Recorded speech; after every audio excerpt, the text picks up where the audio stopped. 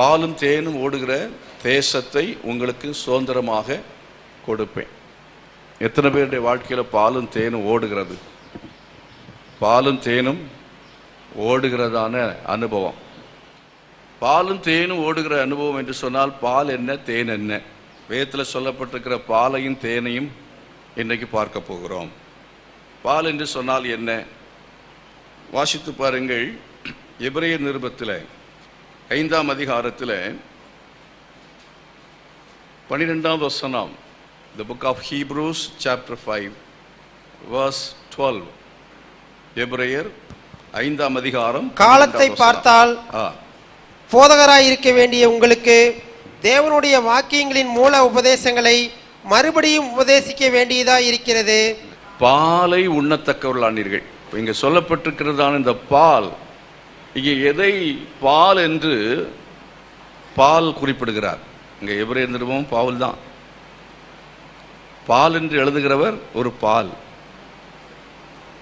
எபிரேயர் நிருபம் அப்போஸ்தலனாகிய பவுல் மூலமாக செயின்ட் பால் எழுதப்பட்டது என்று நம்பப்படுகிறது அதிகமாகவும். ஆகவே இந்த பால் அப்படிங்கிறது இங்கே எதை குறித்து சொல்லப்பட்டிருக்கிறது என்றால், தேவனுடைய வசனத்தை, தேவனுடைய வசனம், தேவனுடைய வசனத்தில் வசனத்தை பற்றி இங்கே பால் என்று சொல்லும்போது அதுக்கு அர்த்தம் வேறு. தேன் என்று சொல்லும்போது அதனுடைய அர்த்தம் வேறு. ஒரு காரியத்தை உங்களுக்கு சொல்லுகிறேன். அதாவது குழந்தைகளுக்கு பிறந்த உடனேயே கொடுக்கக்கூடியது என்னதென்றால் பால் கொடுக்க வேண்டும். ஆனால் பிறந்த குழந்தைகளுக்கு தேன் கொடுக்கக்கூடாது. குழந்தைகளுக்கு தேன் கொடுக்கக்கூடாது. அப்போ தேன் சாப்பிடுகிறது என்று சொன்னால் அதுக்கு ஒரு பக்குவம் வேண்டும். பால் என்பது எல்லாரும் பிறந்த உடனே குழந்தைக்கு என்ன செய்யலாம்? கொடுக்கலாம். ஆகவே ரட்சிக்கப்பட்ட தேவனுடைய பிள்ளைகளுக்கு ஆவிக்குரிய ஜீவியத்தில் குழந்தைகளாக இருக்கிறவர்கள் உண்டு. அந்த குழந்தைகள் வளர வேண்டும் என்று சொன்னால் அந்த குழந்தைகளுக்கு பால் அவசியம் தேவை. குழந்தைகள் என்று சொன்னால் யார் அப்படிங்கிறதை குறித்து நாம் 1 கொரிந்தியரில் 3ஆம் அதிகாரத்தில் வாசித்து பாருங்கள். அங்கே வாசிக்கிறோம். 1 வாசித்து பாருங்கள். 1 கொரிந்தியர் 3ஆம் அதிகாரம் 1 முதல். மேலும் சகோதரரே, நான் உங்களை ஆவிக்குரியவர்கள் என்று எண்ணி உங்களுடனே பேசக்கூடாமல் மாம்சத்துக்குரியவர்கள் என்றும் கிறிஸ்துவுக்குள் குழந்தைகள் என்றும் எண்ணி பேச வேண்டியதாயிற்று. நீங்கள் அடுத்து நல்லா வாசிக்கலாம். குழந்தைகள் என்றும் எண்ணி பேச வேண்டியதாயிற்று என்று சொல்ல காரணம் என்ன? நீங்கள் உங்களை ஆவிக்குரியவர்கள் என்று எண்ணி பேசவில்லை. அப்படி என்றால் கிறிஸ்தவ உலகத்தால் கிறிஸ்தவர்கள் என்றால் ரட்சிக்கப்பட்ட தேவனுடைய பிள்ளைகள்.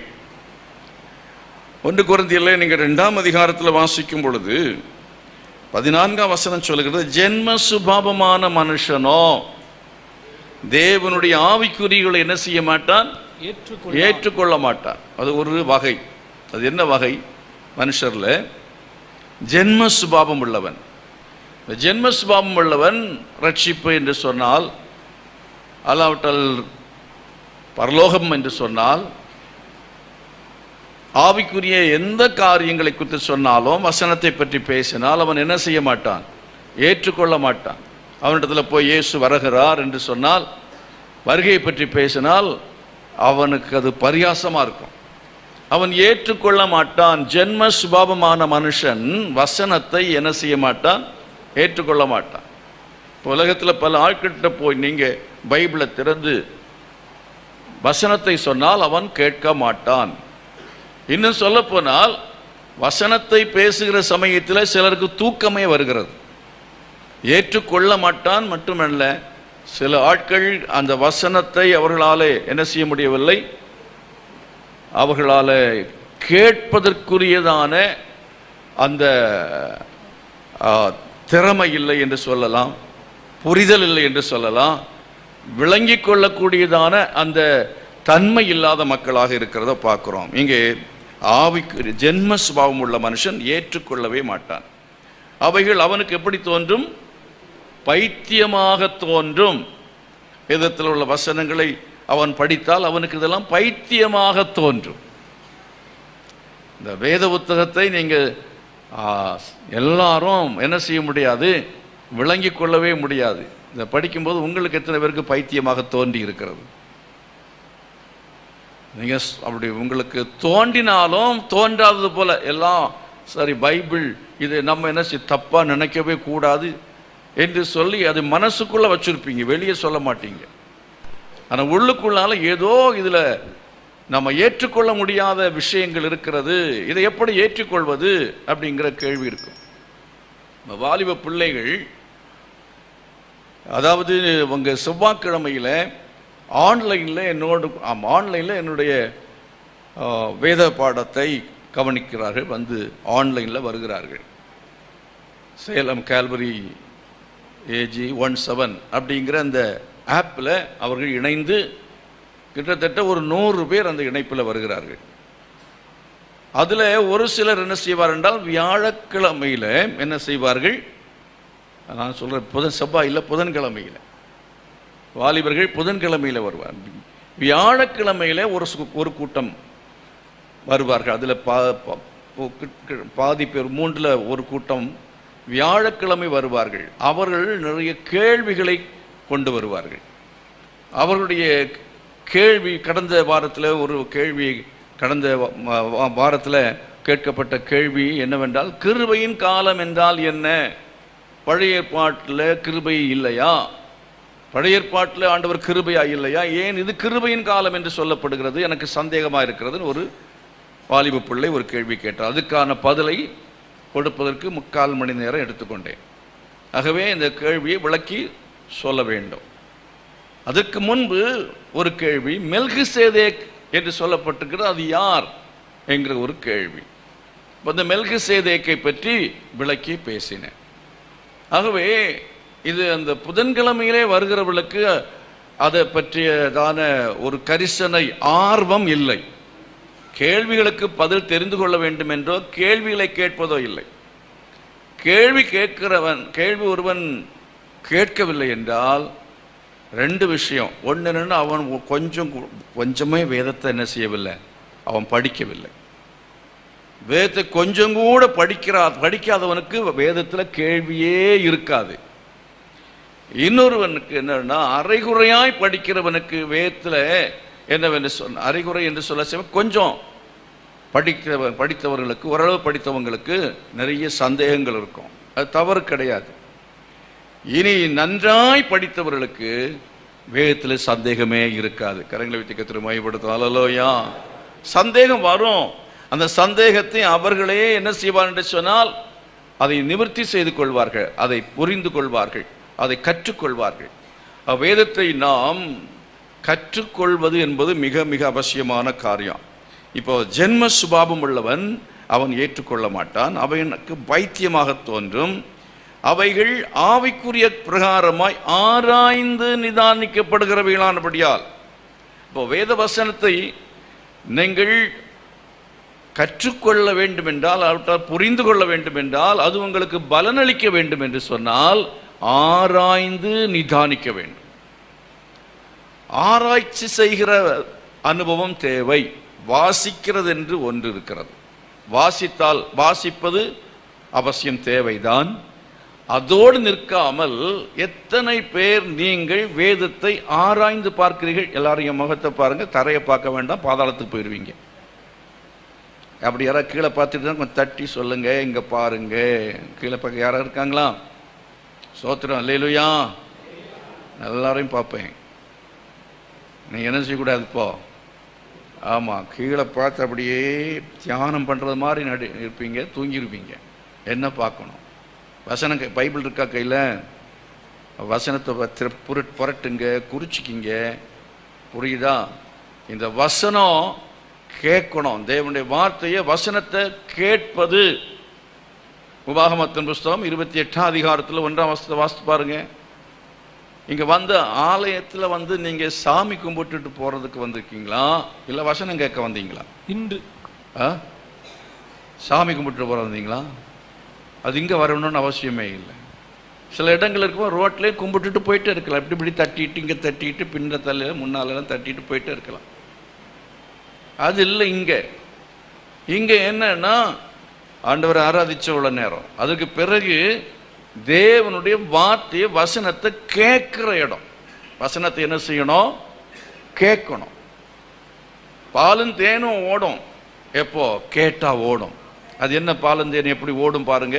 உபாகம் 28ஆம் அதிகாரத்தில் வாசித்து பாருங்க. 1லிருந்து வாசிங்க. இன்று நான் உனக்கு விதிக்கிற தேவனாகிய கர்த்தருடைய கட்டளைகளின்படி எல்லாம் செய்ய நீ கவனமாய் இருக்கும்படிக்கு அவர் சத்தத்திற்கு உண்மையாய் செவி கொடுப்பாயானால் உன் தேவனாகிய கர்த்தர் பூமியில் உள்ள சகல ஜாதிகளிலும் செவி கொடுக்கணும். என்ன செய்யணும்? செவி கொடுக்கணும். கண்ணை மூடி செவி கொடுக்க கூடாது, கண்ணை திறந்தே செவி கொடுங்க. புரியுதா? தூங்காம தேவனுடைய வசனத்தை கேட்கணும். தேவனாய் கர்த்தர் சத்தத்தை கவனமாய் கேட்பாயானால் உன் தேவனாகிய கர்த்தர் பூமியில் உள்ள சகல ஜாதிகளிலும் உன்னை மேன்மையாக வைப்பார். பாலும் தேனும் ஓடுகிற வாழ்க்கை. ஹல்லேலூயா. எப்படி வைப்பாரா? உன்னை மேன்மையாக வைப்பார். உங்க குடும்பத்திலேயே கர்த்தர் உங்களை மேன்மையாக வைப்பார். எத்தனை பேர் விசுவாசிக்கிறீங்க? எத்தனை பேர் என் குடும்பத்தில் என்னதான் கர்த்தர் மேன்மையாய் வைத்திருக்கிறார் என்று சாட்சி சொல்லக்கூடியவர்கள் எத்தனை பேர் இருக்கிறீங்க? இல்லை. முதல்ல அந்த வேகம் இப்போ வரல பாருங்க. அப்படி என்றால் இன்னும் அப்படி உங்கள் குடும்பத்தில் நீங்கள் நம்பர் 1ஆக இல்லை என்று அர்த்தம். நான் சொல்லுவேன், என் குடும்பத்தில் கர்த்தர் என்னை எல்லாரை விட மேன்மையாக வைத்திருக்கிறார். ஹல்லேலூயா. தாழ்விலிருந்து என்னை கர்த்தர் குப்பையிலிருந்து புழுதியிலிருந்து தூக்கி அவர் என்னை உயரத்தில் வைத்திருக்கிறார். தேவனாய் கர்த்தர் சத்தத்தை கவனமாய் கேட்டு அதன்படி செய்வாயானால் கர்த்தர் என்ன செய்வாராம்? மேன்மையாக வைப்பாராம். அடுத்த வாசிங்க பார்க்கலாம். நீ உன் தேவனாகிய கர்த்தரின் சத்தத்திற்கு செவி கொடுக்கும் போது இப்பொழுது சொல்லப்படும் ஆசீர்வாதங்கள் எல்லாம் உன்மேல் வந்து உனக்கு பலிக்கும். எப்போ பலிக்கும்? 1ஆம் தேதியில வந்து வாக்குத்தத்த ஆராதனையில் வாக்குத்தத்தத்தை பெற்றுக்கொண்டு வீட்டில் போய் வேத புத்தகத்தை மூடி வைத்துக்கொண்டு நல்லா தூங்கினா அந்த வாக்குத்தத்தத்தின்படி பாலும் தேனும் ஓடும். அப்படியா? இல்லை. எல்லாரும் சும்மா வாக்குத்தத்தம் கேட்டா போதும், வாக்குத்தத்தமான வசனங்களை ஏதோ நம்ம கேட்டா போதும், அந்த வார்த்தையை சொன்னா போதும், அந்த வார்த்தையை திரும்ப திரும்ப சொன்னால் போதும், நம்ம வாழ்க்கையில பாலும் தேனும் ஓடும் என்று நினைக்கிறோம். இல்லை. இந்த வாசனம் என்ன சொல்லுகிறது? உன் தேவனாய் கர்த்தரின் சத்தத்தை கவனமாய் கேட்டு நீ செவி கொடுக்கும் போது என்ன நடக்குமா? இப்பொழுது சொல்லப்படும் ஆசீர்வாதங்கள் எல்லாம் உன்மேல் வந்து உனக்கு பலிக்கும். ஓகே, அடுத்தது வாசிங்க. நீ பட்டணத்திலும் ஆசீர்வதிக்கப்பட்டிருப்பாய், வெளியிலும் ஆசீர்வதிக்கப்பட்டிருப்பாய். உன் கற்பத்தின் கனியும் பட்டணத்திலும் ஆசீர்வாதம், வெளியிலும் ஆசீர்வாதம். பட்டணத்தில் ஆசீர்வாதம் சொன்னா என்னன்னா, பட்டணத்தில் நல்ல அது 4 வீடு ஆண்டவர் தருவார், பிசினஸ் தருவார். கர்த்தருக்கு ஸ்தோத்திரம். வெளியிலும் ஆசீர்வாதம் அப்படின்னு சொன்ன என்ன? வெளியில அவங்களுக்கு வயல், தோட்டம், தென்னை தோட்டம், எஸ்டேட்டு, ஏற்காட்டில் வந்து ஒரு காஃபி எஸ்டேட்டு எல்லாம் தருவார். கரங்களை வைத்து கர்த்தரை மகிமைப்படுத்துவோம். எத்தனை பேருக்கு வேணும்? வேணுங்கிறவங்களாம் கை வைத்து காட்டுங்க பார்க்கலாம். இன்னும் நான் கொடுக்க போகிறது மாதிரியும் கல்யாணம் நீங்கள் வாங்க போகிறது மாதிரியும் காலில் கேட்குறேன். நான் கொடுத்தா இவனுக்கு கொடுக்க முடியாது, ஆனால் கர்த்தர் கொடுப்பார். விசுவாசிக்கிறீங்களா? கர்த்தர் கொடுப்பார். பட்டணத்திலும் ஆசீர்வதிக்கப்பட்டிருப்பாய், வெளியிலும் ஆசீர்வதிக்கப்பட்டிருப்பாய். உன் கற்பத்தின் கனியும், உன் கற்பத்தின் கனியும், உன் நிலத்தின் கனியும். கற்பத்தின் கனி ஆசீர்வதிக்கப்பட்டிருக்கும். கற்பத்தின் கனி என்று சொன்னால் என்ன? பிள்ளைகளை கர்த்தர் தருவார்.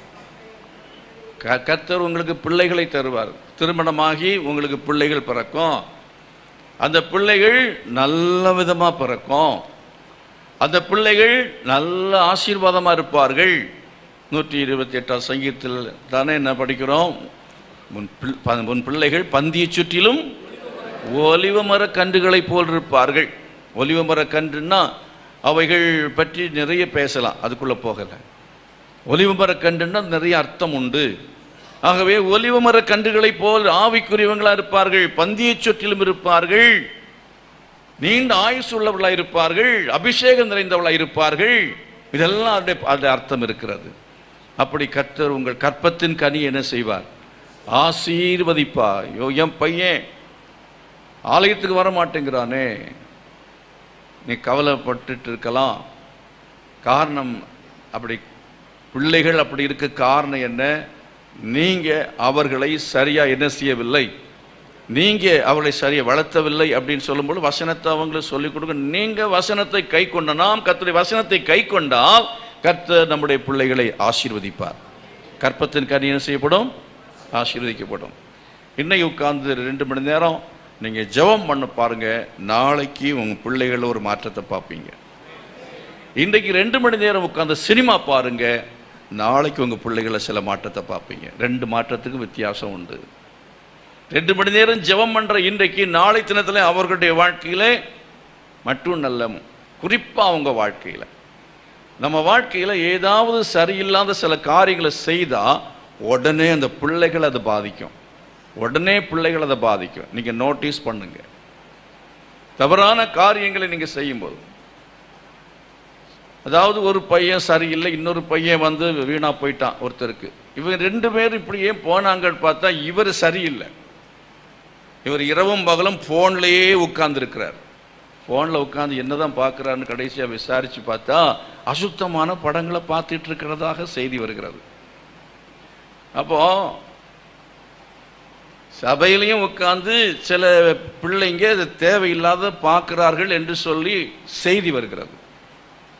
அது மற்றவங்களுக்கு இடைஞ்சலா இருக்கிறது என்று பிள்ளைகளை வந்து பக்கத்தில் உட்கார வச்சு செல்போனை கொடுத்து வச்சிடுறாங்க. அவன் உட்கார்ந்து கண்டதையும் பார்க்கிறான், குப்பையை பார்க்கிறான். அது பக்கத்தில் இருக்கிற விசுவாசிகளுக்கு இடைஞ்சலாக இருக்கிறது என்று செய்தி வருகிறது.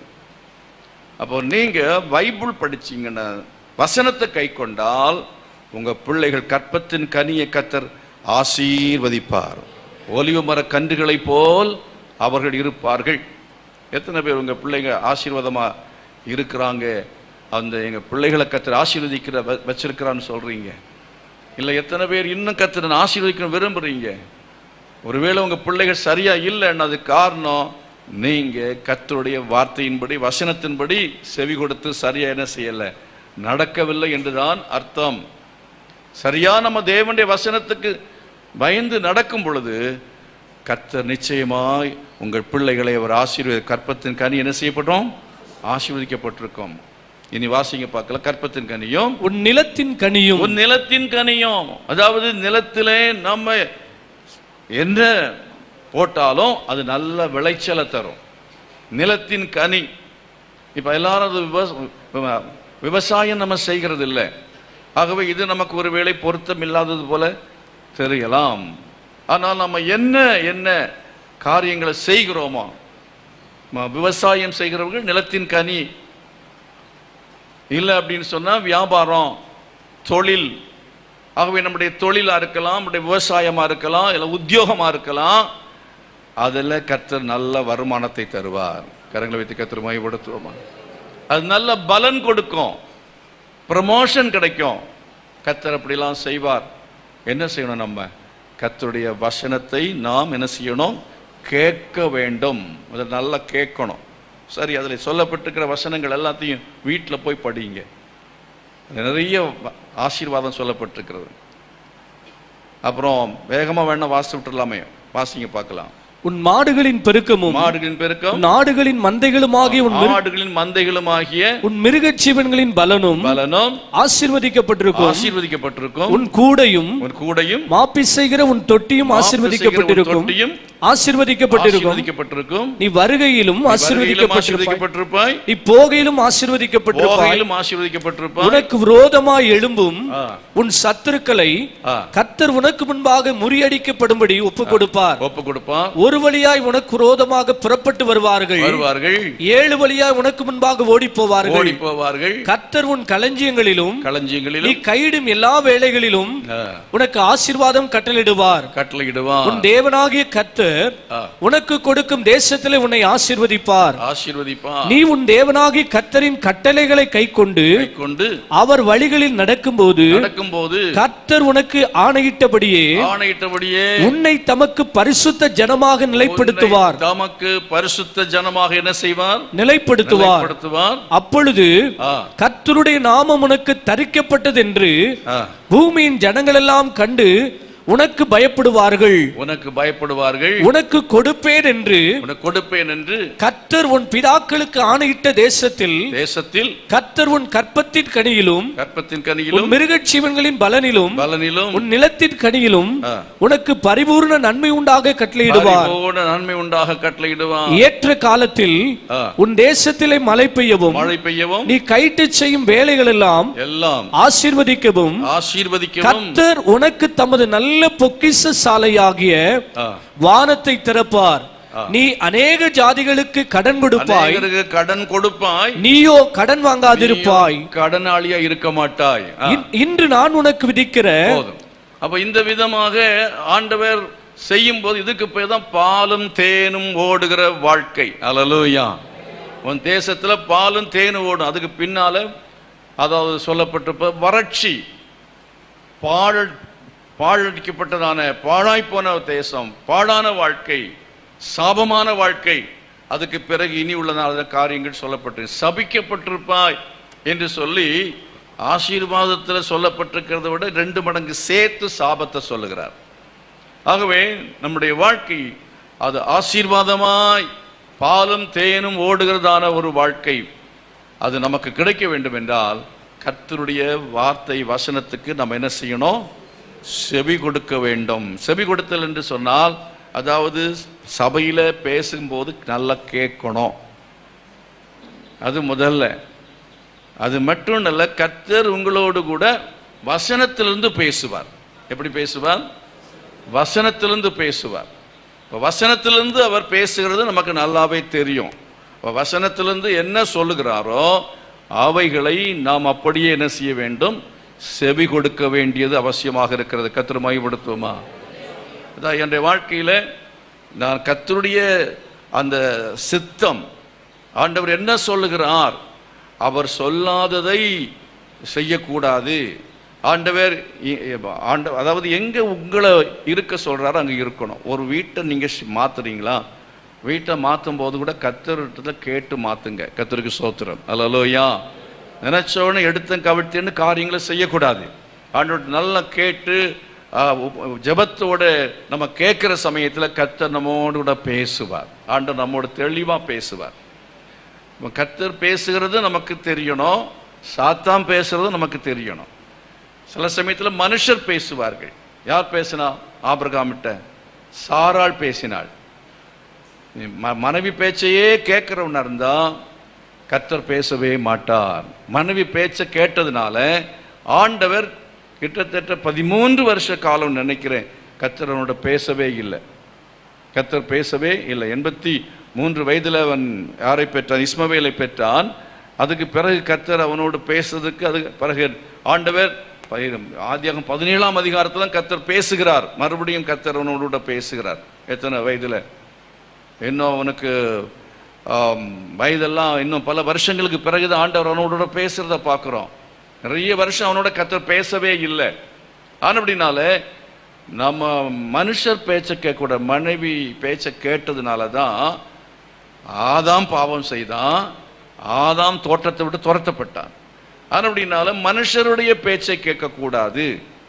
சில சமயத்தில் பாஸ்டர் சொல்லிட்டாரு அப்படின்னு பாஸ்டர் பேச்சும் கேட்கக்கூடாது. கணவன் பேச்சு, மனைவி பேச்சு, பாஸ்டர் பேச்சு, என் பிள்ளை மகன் அவன் சொல்ல நான் எப்படி மீறுவது அப்படி என்பது அல்ல. மனைவி பேச்சை எப்படி மீறுவது, எப்படி கணவன் பேச்சை மீறுவது, என் பாஸ்டர் பேச்சை எப்படி மீறுவது, இந்த பொண்ணை தான் நீ கல்யாணம் பண்ணோம் அப்படின்னு பாஸ்டர் சொல்றாருன்னா நம்ம அதை கேட்டு போகவே கூடாது. நம்ம ஜெபம் பண்ணணும். ஜெபம் பண்ணி ஆண்டவருக்கு சித்தமானதை செய்ய வேண்டும். கரங்களை வைத்து கர்த்தரை மகிமைப்படுத்தும். அல்லேலூயா. நான் இருந்த ஒரு சபையில் எனக்கு ஒரு பொண்ணு பார்த்தாங்க. அந்த பொண்ணால் எத்தனை பொண்ணு கட்டுறது?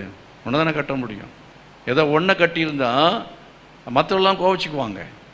அதனால் ஆண்டவர்கிட்ட கேட்டு கர்த்தர் அடுத்த கேட்டு அவர் சொன்னதன்படியே செய்து குடும்ப வாழ்க்கை நடத்தி கொண்டிருக்கிறேன். அல்லேலூயா. அதை போலவே இன்னும் எந்த தேவனுடைய சித்தத்தை ஊழியத்தில் என்ன செய்யணும், எங்கே போகணும் அப்படிங்கிறத ஒவ்வொரு காரியத்திலும் கேட்டு ஆண்டவர் சொல்லாமல் எதையும் செய்யக்கூடாது அப்படிங்கிறதுல உறுதியாக இருக்கிறபடினாலே என் வாழ்க்கையிலே பாலும் தேனையும் கர்த்தர் தருகிறார். கர்த்தர் மகிமைப்படுத்த. அல்லேலூயா. தேவனுடைய சத்தத்தை கேட்டு சித்தத்தை தெரிந்து கொள்வது என்பது எளிதான காரியமே இல்லை. தேவனுடைய சித்தத்தை தெரிந்து கொள்வதற்கு நான் 21 நாள் உபவாசம் பண்ணி ஜெபம் பண்ணேன். 21 நாள் உபவாசம் பண்ணி ஜெபம் பண்ணேன். ஊழியத்துக்கு வரணுமா வேண்டாமாங்கிற தெரிந்து கொள்வதற்கு. அப்புறம் ஆண்டவர் தெளிவாக பேசிட்டார். ஆண்டவர் தெளிவாக பேசினதுக்கு பிறகு அதுவும் இன்னும் அதில் உறுதிப்படுத்த வேண்டுமே என்பதற்காக மறுபடியும் நான் அதற்கு என்ன செய்தேன்னு சொன்னால் பல காரியங்களை கேட்டு அடையாளங்களை கேட்டு நான் ஒரு ஊரில் போய் உட்கார்ந்து கடைசியில் தேவன் பல இடங்களில் பேசிட்டார். அதில் சொல்கிறதுக்கு எனக்கு நேரம் போதாதுன்னு நினைக்கிறேன். 21 நாள் உபவாசம் பண்ணி ஜெபம் பண்ணும்போது கர்த்தர் தெளிவாக பேசினார். ஏசாயாவில் ஒரு வசனத்தை தந்தார். பூர்வ முதல் ஒன்று தோன்றவர்கள் பாழாய் கிடந்த ஸ்தலங்களை கட்டுவார்கள், நீ திறப்பானதை அடைக்கிறவன் என்று பெயர் பெறுவாய் அப்படின்லாம் கர்த்தர் சொன்னார். அப்போது தெளிவாக இது வசன ஊழியத்துக்குரிய அழைப்பு அப்படிங்கிறத உறுதியாய் நான் தெரிந்து கொண்டேன். கர்த்தரோட தெளிவாக பேசுறது எனக்கு தெரிகிறது. நான் உட்கார்ந்து 21 நாள் ஜெபம் பண்ணும் பொழுதும் என்ன மனசுக்குள்ளே என்னன்னா, ஊழியம் உனக்கு இல்லை, இல்லைன்னா கர்த்தர் ஒன்றும் சொல்லாமல் விட்டு விட்டார் என்றால் எஸ்கேப் ஆகிடலாம், ஊழியத்துக்கு வரக்கூடாது அப்படி என்று சொல்லி நான் என்ன செய்தேன்னு சொன்னால் அந்த 21 நாட்களும் ஜெபம் பண்ணும்படி தீர்மானித்தேன். ஆனால் கர்த்தர் மிக தெளிவாக வசனத்திலிருந்து என்ன செய்தார், என்னோடு கூட அவர் பேசினார். அந்த வசனத்தில் அந்த மாதிரி கர்த்தர் பேசினதுக்கு பிறகு நான் என்ன அப்படி கீழ்ப்படிந்து விடவில்லை. அப்புறம் கீழ்ப்படிந்து விடாமல் என்ன செய்தேன் என்றால் ஓடிப்போனேன். யோனாவை போல என்ன செய்தேன், பெங்களூருக்கு அவன் தர்சீஸுக்கு போனான் இல்லையா, அவன் தர்சீஸுக்கு போனான், நான் பெங்களூருக்கு போனேன். அங்கே போய் யோனா பட்டது மாதிரி கொஞ்சம் பாடெல்லாம் பட்டு ஒரு நாள் நடு ரோட்டில் போயிட்டுருக்கிற சமயத்தில் என்னுடைய டூ வீலர்னு சொன்னேன்னா புல்லட்டு என்ஃபீல்டுன்னு நினைக்காதுங்க, வாடகை சைக்கிள் ஒரு பழைய அதில் போயிட்டுருக்கிற நேரத்தில் வண்டி திடீர்னு என்னோட டயர் பர்ஸ்ட் ஆச்சு.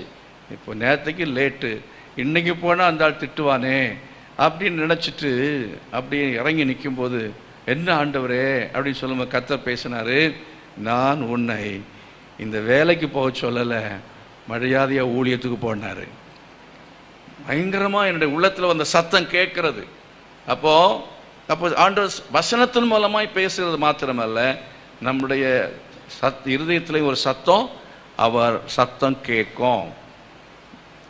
இருதயத்தில் மட்டும் அந்த சத்தம் கேட்கறத வச்சு நம்ம வந்துட முடியாது. வசனத்தில் முதல்ல கர்த்தர் வசனத்தை கொண்டு பேசினார், அப்புறம் இருதயத்தில் திருப்பி எச்சரிக்கிறார். நேர வீட்டில் போய், வீட்டுன்னு சொன்னால் அங்கே தங்கியிருந்த அந்த ஒரு பாஸ்டருடைய வீட்டில் போய் அன்றைக்கெல்லாம் என்னென்னா அந்த சர்ச் ஒன்று இருக்கும் அந்த வீட்டுக்கு பக்கத்தில், அவங்களோட சேர்ந்து இந்த பாஸ்டருடைய சர்ச், அந்த சர்ச்சில் உட்காந்து பகலெல்லாம் ஒன்றும் சாப்பிடாம ஜெபம் பண்ணேன். நைட்டில் என்னென்னா நேரே படுத்துவங்கல, குப்புறப்படுத்து தூங்கினேன். இந்த ஜெபம் பண்ணிகிட்டே தூங்கினேன். அது தூக்கம் வரவில்லை. அப்படியே முழங்கால நின்று அப்படியே படுத்து தூங்கி கொண்டே இருந்தேன். அப்படி தூக்கத்தில் கொஞ்சம் தூக்கம் வந்திருக்கும். ஒரு சொப்பனம், அந்த சொப்பனத்தில் பெரிய ஒரு கட்டடம் மேலே வேலையெல்லாம் நடந்துக்கிட்டு இருக்கு. இந்த என்ன செய்வாங்க, காங்கிரீட் போடுற பெரிய பெரிய கட்டிடத்தில் என்ன செய்வாங்க, போட்டு வச்சுருப்பாங்க பாருங்கள், சாரம் போட்டு வச்சுருப்பாங்க. அது மாதிரி பார்க்குறேன். ஆனால் ரொம்ப உயரமானது. அங்கே மேலே இருந்து நான் கால் இடறி கீழே விழுகிறது மாதிரி கண்டு, உயர்ந்த கட்டத்தில் கீழே விழுறது மாதிரி ஒரு காட்சி. அந்த காட்சியை பார்த்துட்டு உடனே சொப்பனத்திலேயே நான் அலறி ஆண்டவர்கிட்ட ஜெபம் பண்ணுறேன். என்ன ஜெபம்னு தெரியுமா? ஆண்டவரே, நிச்சயமாக எனக்கு கை கால் உடைய போன தெரியும், சாக மாட்டேன்னு எனக்கு ஒரு எண்ணம், கை கால் உடைய போகுது அப்படிங்கிற எண்ணம். அப்போ அது அர்த்தம் என்னென்னா, கையை காலை உடைக்க போகிறேன்னு கர்த்தர் சொல்கிறாரு. நீ நொண்டியாக கிடக்க போகிற அப்படின்னு கர்த்தர் உள்ளத்தில் பேசுகிறாரு. ஆண்டவரே, அப்படி மட்டும் வேண்டாம் ஆண்டவரே, என்னை காப்பாற்றுங்க, நான் ஊழியத்துக்கு வந்துடுறேன். என்னை எத்தனை முறை ஆண்டவரை ஏமாத்தணும் தெரியுமா? அப்புறம் வரவே இல்லை ஊழியத்துக்கு. அப்புறம் ஆண்டவர்கிட்ட சொன்னேன், நான் ஊழியத்துக்கு அழைச்சது உண்மைன்னா சரி, இந்த வாரத்துக்குள்ளால எனக்கு ஊருக்கு போகிறதுக்கு பணம் தரணும், ஊருக்கு போகிறதுக்கு பணம் தந்தீருன்னா நீர் ஊழியத்துக்கு அழைச்சி நான் நம்புவேன் அப்படின்னு. கரெக்டாக பாருங்கள், 3வது நாளில் போஸ்ட்மேன் வந்து மணி ஆர்டர்னு சொல்லி அவன் வந்து என் பேரை கூப்பிட்டு கேட்டான். நான் தான் அண்ணே, உங்களுக்கு மணி ஆர்டர் வந்துருக்கு சார். அதுவரை மணி ஆர்டர் நான் பார்த்ததே கிடையாது, எனக்கு வந்ததே கிடையாது. முதல் முறையாக எனக்கு ஒரு மணி ஆர்டர் வந்தது. என்னுடைய எல்டஸ்ட் பிரதர் அவர் எனக்கு அந்த பணத்தை அனுப்பியிருக்கிறார். அவர் உள்ளத்தில் ஆண்டவர் பேசியிருக்கிறார், உணர்த்தி இருக்கிறார், அவர் எனக்கு அனுப்பியிருக்கிறார். இப்போ கேட்டதன்படி கொடுத்துட்டாரு. இப்போ அது ஒழுங்காக ஆண்டவர் கீழ்ப்படியணும் இல்லை, சரி கீழ்ப்படிஞ்சிட்டேன். சரி, அந்த பணத்தை எடுத்துகிட்டு நான் ஊருக்கு வந்துட்டேன். ஊருக்கு வந்துட்டு அப்புறம் பார்க்கலாம் அப்படின்னு ஊருக்கு வந்தால் இப்பவும் ஆண்டவரை விடலை. ஆண்டவரே, இப்படிலாம் பேசிட்டு சரிதான், ஆனால் இன்னும் ஒரு முறை பேசணும், தீர்க்க தரிசனத்தின் மூலமாக நீர் பேசணும் அப்படின்னு சொல்லி ஸ்ரீவைகுண்டம்னு சொல்லி ஒரு ஊர், அந்த ஊரில் அப்போ இருந்த ஒரு தீர்க்கதரிசியானவர், இப்போ இருக்க தீர்க்கதரிசிகள்லாம் கள்ள தீர்க்கதரிசிகள், அவர் உண்மையான தீர்க்கதரிசி கேஜே ஆபிரகாம்ங்கிறது அவருடைய பேர். அவர் சபைக்கு போனேன். ஞாயிற்றுக்கிழமை நேரமே புறப்பட்டு சில மணி நேரம் ட்ராவல் பண்ணி அங்கே போயிட்டேன். நான் அங்கே போய் அவரை பார்க்கக்கூடாது. நான் ஆராதனை ஆரம்பித்து ஆட்கள்லாம் வந்து உட்கார்ந்து விற்பட பின்னால் உட்காரணும். அவர் பின்னால் உட்கார்ந்துருக்கிற ஆட்கள் அப்படி டெஸ்ட் பண்ண தான் உட்கார்ந்துருக்கிறீங்க போல தெரியுது. கர்த்தருக்கு ஸ்தோத்திரம். பின்னால் உட்கார்ந்துருந்தேன். பின்னால் உட்கார்ந்து இருக்கிற சமயத்தில் ஆண்டவர் பேசலை. ஆராதனையில் ஏதாவது தீர்க்க தரிசனம் வரும்னு பார்த்தா ஒரு தீர்க்க தரிசனம் வரல. எனக்கு ரொம்ப சந்தோஷமாயிடுச்சு. பரவாயில்ல, கர்த்தர் பேசலை, எஸ்கேப் ஆகிடலான்னு நினச்சேன். அவர் பிரசங்கத்துக்கு எழும்பினார் பாருங்க. எழும்பும் போதும் ஒரு தீர்க்க தரிசனம் வரல. அப்புறம் பிரசங்கத்தின் பாதியில் பிரசங்கத்தை நிறுத்திட்டு அந்நிய பாஷை பேசி வியாக்கியானம் பண்ண ஆரம்பிச்சிட்டாரு. பார்த்தா எனக்கே கர்த்தர் பேசினார். ஊழியத்துக்கு அழைக்கப்பட்டிருக்கிற உனக்குன்னே சொல்லிட்டார். கர்த்தருக்கு ஸ்தோத்திரம். நீ இப்போ உங்க வந்திருக்கிற, நீ என்னன்னா உனக்கு கர்த்தர் இப்படி செய்வோம், அப்படி நிறைய காரியங்களை கர்த்தர் தீர்க்க தரிசனமாக பேசினார். அது மட்டுமல்ல, அதே இடத்துல இருந்த தேவன் என்னோடு பேசின, அவரை கொண்டு பேசினது, நான் உன்னை பல இடங்களுக்கு தேசங்களுக்கு கொண்டு செல்வேன்னு சொன்னார். அப்போல்லாம் நம்பவே இல்லை, ஆனால் அப்படி கர்த்தர் செய்தார். அது மட்டும் அல்ல, இன்னும் ஆண்டுடைய சித்தத்தை தெரிஞ்சிக்க முடியல, அதில் உறுதிப்படுத்தலை. அங்கேயே 3 நாள் உபவாசம் பண்ணேன். நான் இங்கேருந்து உபவாசிக்கிறேன்னு சொல்லி உபவாசம் போட்டு ஆண்டோட்ட சொன்னேன். என்னுடைய 2 கால்லையும் ஒரு காலில் ஒரு பிரச்சனை இருந்தது, 2 கால்லையும் பிரச்சனை இருந்தது, தோலில். அப்போ நான் சொன்னேன், இந்த தோலில் இருக்க இந்த பிரச்சனையில் இந்த ஒரு காலில் இருக்கிறது என்ன செய்யணும், அது நான் நாளைக்கு அது இருக்கக்கூடாது, அது முழுமையாக ஹீல் ஆகிடணும், சரியாகிடணும் அப்படின்னு சொல்லி ஒரு காலில் இருக்கணும், ஆனால் ஒரு கால் சுகமாகிடணும் அப்படின்னு சொல்லி ஆண்டவர்கிட்ட சொன்னேன். கடைசியில் பார்த்தா அடுத்த நாள் பார்த்தா அப்படியே நடந்தது. கரங்களை வைத்து கர்த்தர் மகிமைப்படுத்த. அல்லேலூயா. என்ன மாதிரி ஆண்டவரை சோதிச்சவங்க ஒருத்தர் இருக்க மாட்டாங்கன்னு நினைக்கிறேன். ஆகவே தான் கர்த்தர் என்னையும் அநேக சமயத்தில் என்ன செய்வார், அதுக்கு விதிய தண்டனை கொடுத்திருக்கிறார். ஆகவே இப்படியெல்லாம் ரொம்ப அவரை சுத்தி பண்ணக்கூடாது. ஆனாலும் நிச்சயமாய் கர்த்தர் தான் அழைத்தாருங்கிற அந்த உறுதியை பல விதங்களில் பெற்று அதற்கு பிறகுதான் இந்த ஊழியத்துக்கே வந்தேன். ஊழியத்துக்கு வந்த பிற்பாடு கூட, அதாவது அமெரிக்காவில் போய் செட்டில் ஆகிறதுக்கு 96ல் எங்களுக்கு க்ரீன் கார்டு கிடச்சிது. இந்த க்ரீன் கார்டுக்கு 96ல் 95லேயே வந்துச்சு. அப்போ ஆண்டவர்கிட்ட ஜெபம் பண்ணும்போது கர்த்தர் சொன்னார், இப்போ நீ எல்லாம் அங்கே போய் செட்டில் ஆக வேண்டான்ட்டார். கர்த்தருக்கு ஸ்தோத்திரம். அது எப்படி சொன்னார்? வசனத்துலேருந்து தான் பேசினார். தூரத்தில் உள்ள தேசத்தை உன் கண்கள் என்ன செய்யும், பார்க்கும்னார். பார்க்குங்கிறாரே, நான் இப்போ ஆசையோடு தான் போய் அங்கே போயிடுப்பா அப்படின்னு சொன்னால் போகலான்னு தான் நான் ஆண்டவர்கிட்ட இது ஆசையோடு தான் நான் எதிர்பார்த்தேன். ஆனால் கர்த்தர் பார்க்குங்கிற அதில் என்னென்ன சில சமயத்தில் நம்ம அதை என்ன செய்வோம்னா பார்க்கும்னு சொல்லிட்டாலும் போயிடுவோன்னு நினைப்போம். இல்லை, பார்க்குன்னு தானே சொல்லியிருக்காரு, நீ அங்கே போய் குடியேறுவாய் அப்படின்னு சொல்லலையே. அப்படிங்கிறதுக்காக நாம் போய் குடியேறவே 95 இன்றைக்கு வரையிலையும் அந்த தீர்மானத்தை எடுக்கவில்லை. ஆண்டவர் எப்போ சொல்லுவார் என்று காத்து கொண்டிருக்கிறேன். கர்த்தருக்கு ஸ்தோத்திரம். அல்லேலூயா. சொல்லாமல் எதையுமே செய்யக்கூடாது என்பது. அதனால் ஒன்றுமே எனக்கு கெட்டு போகவே இல்லை. கர்த்தர் என்னுடைய வாழ்க்கையில் பாலும் தேனும் ஆண்டவர் ஓடும்படி அவர் செய்திருக்கிறார். கரங்களை வைத்து கர்த்தர் மகிமைப்படுத்த. ஹல்லேலூயா. உன் தேவனாய் கர்த்தர் சத்தத்தை நீ கவனமாய் கேட்டு அதன்படி செய்வாயானால் நான் கீழாகாமல் என்ன செய்வேன், மேலாகும்படி செய்வேன். நான் நீ அநேகருக்கு என்ன செய்வாய், கொடுப்பாய். நீ வாங்குகிறவனா இருக்க மாட்டாய். நிறைய பேர் கொடுக்கத்தக்கதாய் கர்த்தர் ஆண்டவர் ஆசீர்வதித்திருந்தேன். கர்த்தர் உயர்த்தி இருக்கிறார், என்னை மேன்மையாக வைத்திருக்கிறார். எத்தனை பேருக்கு இந்த பாலும் தேனும் உள்ள வாழ்க்கை வேணும்? அப்படி என்றால் கர்த்தருடைய சத்தத்தை கேட்கணும், அவருடைய சித்தத்தை செய்யணும். எத்தனை பேர் கர்த்தருடைய சத்தத்தை கேட்க விரும்புறீங்க? தேவசமயம் எல்லாரும் எழுப்பி நிற்போமா? எல்லாரும் எழுப்பி நில்லுங்க. ஆண்டவரே, என்னுடைய சத்தத்தை நான் கேட்கணும்ப்பா, எனக்கு உதவி செய்யுங்கன்னு சொல்லி கரங்களை உயர்த்தி எல்லாரும் 2 கரங்களை வைத்து ஆண்டவருக்கு நீங்க ஒப்பு கொடுங்க. உங்களுடைய சத்தத்தை நான் கேட்கணும்ப்பா. ஓ ஹல்லேலூயா. Thank you Jesus. Glory to God.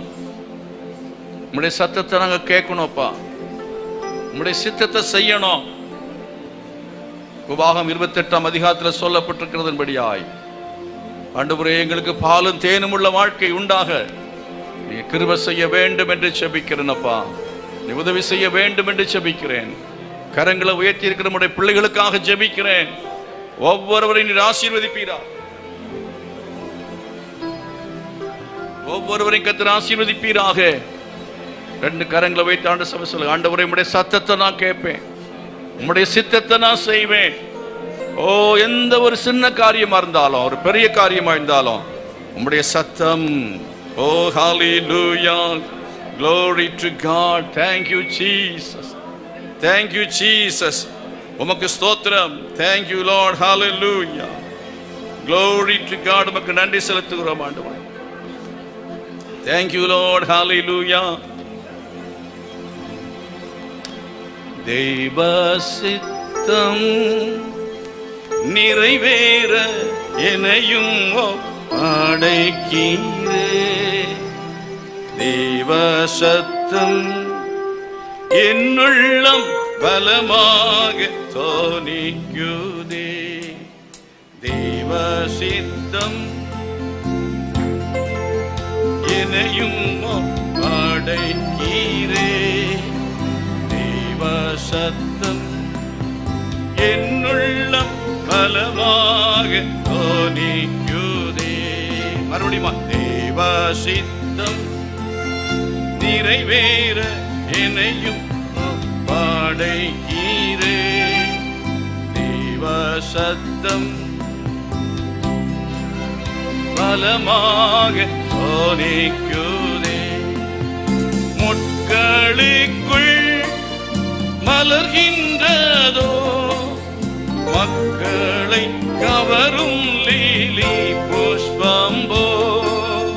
முட்களுக்குள் மலர்கின்றதோ மக்களை கவரும் லீலி புஷ்பம்போ. என்னையுமே தம் சாயலா என்றென்றும் என்னையுமே தம் சாயலா என்றென்றும் உருவாக்குவார். தேவ சித்தம். கரங்களை வைத்து அப்படியே சொல்லுங்க. கீரே தேவ சத்தம் என் பலமாக தோணிக்குதே. தகப்பனே, உம்முடைய சித்தத்தை, உம்முடைய சத்தத்தை நாங்கள் கேட்க, உம்முடைய சித்தத்தை செய்ய இந்த காலை வேளையிலே எங்களை ஒப்பு கொடுக்கிறோம். எங்கள் வாழ்க்கையிலே பாலும் தேனும் ஓடுகிற அனுபவம், உபாகம் 28ஆம் அதிகாரத்தில் சொல்லப்பட்ட ஆசீர்வாதங்கள் அனைத்தையும் உடைய ஒரு வாழ்வை பெற்றுக்கொள்வதற்கு நீர் அனுக்கிரகம் செய்யும். நம்முடைய பிள்ளைகளை ஆசீர்வதித்து அனுப்பும். இயேசுவின் நாமத்தில் பிதாவே, ஆமென். நம்முடைய கர்த்தர் இரட்சகருமாய் இருக்கிற இயேசு கிறிஸ்துவின் கிருபையும் பிதாவாகிய தேவனுடைய அன்பும் பரிசுத்த ஆவியானுடைய அந்யோன்யமும் சமாதான பாதுகாவலும் நம் அனைவரோடும் சகல பரிசுத்தவான்களோடு கூட இன்று நிலைத்திருப்பதாக. ஆமென்.